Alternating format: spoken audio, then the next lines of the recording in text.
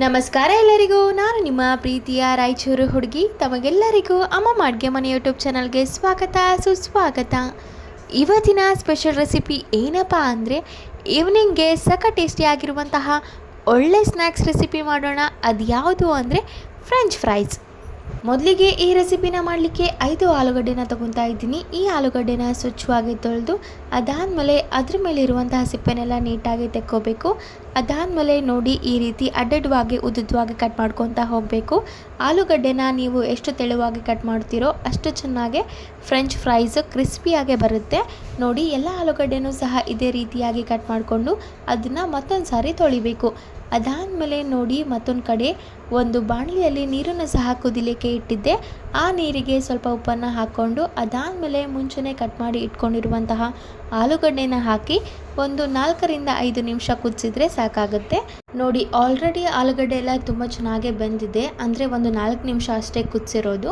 ಅದಾದಮೇಲೆ ಒಂದು ಕಾಟನ್ ಬಟ್ಟೆನ ತಗೊಂಡು ಅದನ್ನು ಈ ರೀತಿ ಹಾರಿಸ್ಕೋಬೇಕು. ಆಲೂಗಡ್ಡೆ ಎಷ್ಟು ಚೆನ್ನಾಗಿ ತೇವಾಂಶ ಎಲ್ಲ ಹೋಗಿ ಕಂಪ್ಲೀಟಾಗಿ ಡ್ರೈ ಆಗುತ್ತೋ ಅಷ್ಟು ಚೆನ್ನಾಗಿ ಕ್ರಿಸ್ಪಿಯಾಗೆ ಫ್ರೆಂಚ್ ಫ್ರೈಸ್ ಬರುತ್ತೆ. ಹಸಿ ಇರುವಾಗಲೇ ಆಲೂಗಡ್ಡೆನ ಎಣ್ಣೆಗೆ ಹಾಕೋಕ್ಕೆ ಹೋಗಬೇಡಿ, ಅದು ತುಂಬ ಸಿಡಿಯುತ್ತೆ ಎಣ್ಣೆ.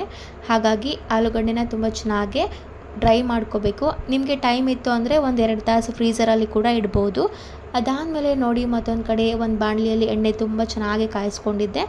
ನಾವು ಮುಂಚೆನೇ ಏನು ರೆಡಿ ಮಾಡಿ ಇಟ್ಕೊಂಡಿರ್ತೀವಲ್ಲ ಆಲೂಗಡ್ಡೆನ, ಅವನ್ನ ಈ ರೀತಿ ಬ್ಯಾಚ್ ವೈಸ್ ಹಾಕಿ ಫಸ್ಟಿಗೆ ನೀವು ಒಂದು ಸಾರಿ ಫ್ರೈ ಮಾಡಿಕೊಂಡು ಮತ್ತೊಂದು ಸಾರಿ ಕೂಡ ಫ್ರೈ ಮಾಡ್ಕೋಬೋದು, ಅಥವಾ ಡೈರೆಕ್ಟಾಗಿ ಒಮ್ಮೆಲೆ ತುಂಬ ಚೆನ್ನಾಗಿ ಕ್ರಿಸ್ಪಿಯಾಗಿ ಫ್ರೈ ಮಾಡ್ಕೋಬೋದು.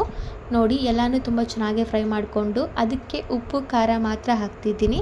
ನೀವು ಬೇಕಿದ್ದರೆ ಚಾಟ್ ಮಸಾಲ ಹಾಕೋಬೋದು, ಪೆರಿ ಪೆರಿ ಮಸಾಲ ಹಾಕೋಬೋದು. ನಿಮಗೆ ಬೇಕಾಗಿರುವಂಥ ಮಸಾಲಾನ ಹಾಕ್ಕೊಂಡು ಫ್ರೆಂಚ್ ಫ್ರೈಸ್ನ ಸರ್ವ್ ಮಾಡ್ಬೋದು. ಸೊ ನೋಡಿದ್ರಲ್ಲ, ಇದಾಗಿತ್ತು ಇವತ್ತಿನ ಟೇಸ್ಟಿ ಈವ್ನಿಂಗ್ ಸ್ನ್ಯಾಕ್ಸ್ ರೆಸಿಪಿ. ಈ ರೆಸಿಪಿ ನಿಮಗೇನಾದರೂ ಇಷ್ಟ ಆಗಿದ್ದರೆ ಅಮ್ಮಮ್ಮ ಅಡುಗೆ ಮನೆ ಯೂಟ್ಯೂಬ್ ಚಾನಲ್ಗೆ ಲೈಕ್ ಮಾಡಿ, ಶೇರ್ ಮಾಡಿ, ಕಮೆಂಟ್ ಮಾಡಿ, ಹಾಗೂ ಅಮ್ಮಮ್ಮ ಅಡುಗೆ ಮನೆ ಯೂಟ್ಯೂಬ್ ಚಾನಲನ್ನು ಸಬ್ಸ್ಕ್ರೈಬ್ ಮಾಡಿ. ಧನ್ಯವಾದಗಳು.